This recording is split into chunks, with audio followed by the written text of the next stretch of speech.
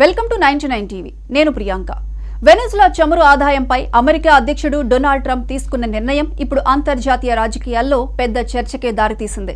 శనివారం ట్రంప్ ఒక కీలక ఎగ్జిక్యూటివ్ ఆర్డర్స్ పై సంతకం చేయడంతో వెనిజులా వ్యవహారం మరో మలుపు తిరిగింది. అమెరికా ట్రెజరీ ఖాతాల్లో ఉన్న వెనిజులా చమురు విక్రయాల ద్వారా వచ్చిన ఆదాయాన్ని ఎవరూ టచ్ చేయకుండా ఉండేందుకు ఆయన నేషనల్ ఎమర్జెన్సీని విధించారు. ఈ నిర్ణయం వెనిజులాకు మాత్రమే కాదు, అమెరికా విదేశాంగ విధానానికి కీలకంగా మారింది.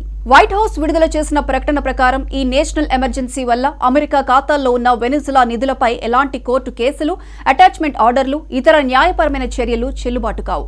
అంటే వెనిజులా చమురు డబ్బును ఎవరైనా జప్తు చేయాలన్నా, కోర్టులో క్లెయిమ్ పెట్టాలన్నా ఇప్పుడు అది సాధ్యం కాదు. మొత్తం కంట్రోల్ అమెరికా ప్రభుత్వ చేతుల్లోనే ఉంటుంది. ఈ నిర్ణయం వెనిజులా చమురు ఆదాయంపై అమెరికా తన పట్టును మరింత బలపరచాలనే ఉద్దేశంతోనే తీసుకుందన్న అభిప్రాయం అంతటా వినిపిస్తోంది. వెనిజులా చాలా ఏళ్లుగా రాజకీయ, ఆర్థిక సంక్షోభంలో కొట్టుమిట్టాడుతోంది. చమురే ఆ దేశానికి ప్రధాన ఆదాయ వనరు. అలాంటి దేశం చమురు అమ్మి సంపాదించిన డబ్బు కూడా ఇప్పుడు తమ చేతుల్లో లేకుండా అమెరికా ఖాతాల్లో ఉండటం వెనిజులా పరిస్థితిని మరింత క్లిష్టంగా మార్చింది. అయితే అమెరికా మాత్రం ఈ నిధులను వెనిజులా ప్రజల భవిష్యత్తు కోసం, ఆ దేశంలో స్థిరత్వం తీసుకురావడం కోసం ఉపయోగిస్తామని చెబుతోంది. అదే సమయంలో అమెరికా తన జాతీయ భద్రత, అమెరికా ప్రజల ప్రయోజనాలే మొదటి ప్రాధాన్యం అని మరోసారి స్పష్టం చేసింది. ఈ నిర్ణయం తీసుకోవడానికి ముందే వెనిజులాలో సంచలన పరిణామాలు చోటు చేసుకున్నాయి. అమెరికా దళాలు వెనిజులాలో మెరుపు దాడులు నిర్వహించి అధ్యక్షుడు నికోలస్ మదురోను, ఆయన భార్యను బంధించిన ఘటన ప్రపంచవ్యాప్తంగా సంచలనం రేపింది. ఈ ఆపరేషన్ వెనిజులా నుంచి అమెరికాలోకి జరుగుతున్న నార్కో టెర్రరిజాన్ని అరికట్టేందుకే చేపట్టామని వాషింగ్టన్ ప్రకటించింది.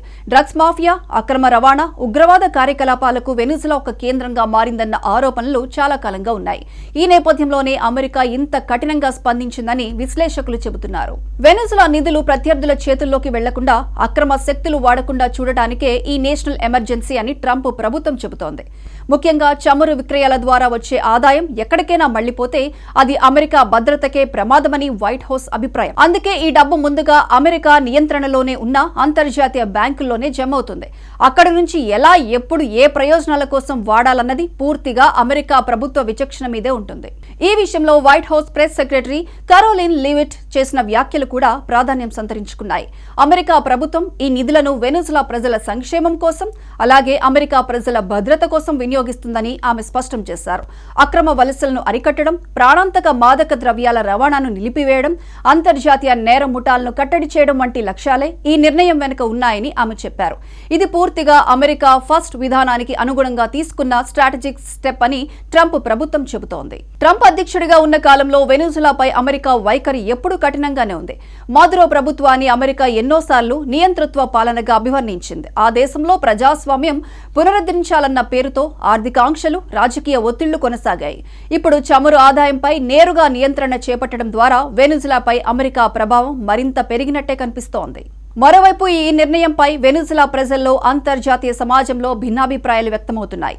కొందరు దీనిని వెనిజులా ప్రజల భవిష్యత్తును కాపాడే చర్యగా చూస్తే, మరికొందరు మాత్రం ఇది ఒక సార్వభౌమ దేశ ఆర్థిక స్వాతంత్ర్యంపై దాడిగా అభివర్ణిస్తున్నారు.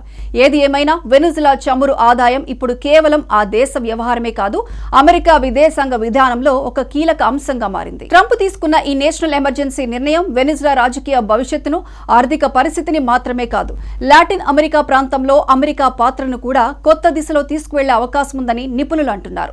రాబోయే రోజుల్లో ఈ నిధులు ఎలా వినియోగిస్తారు, దీని ప్రభావం వెనిజులా ప్రజలపై ఎంతవరకు పడుతున్నది అన్నది ఆసక్తికరంగా మారింది.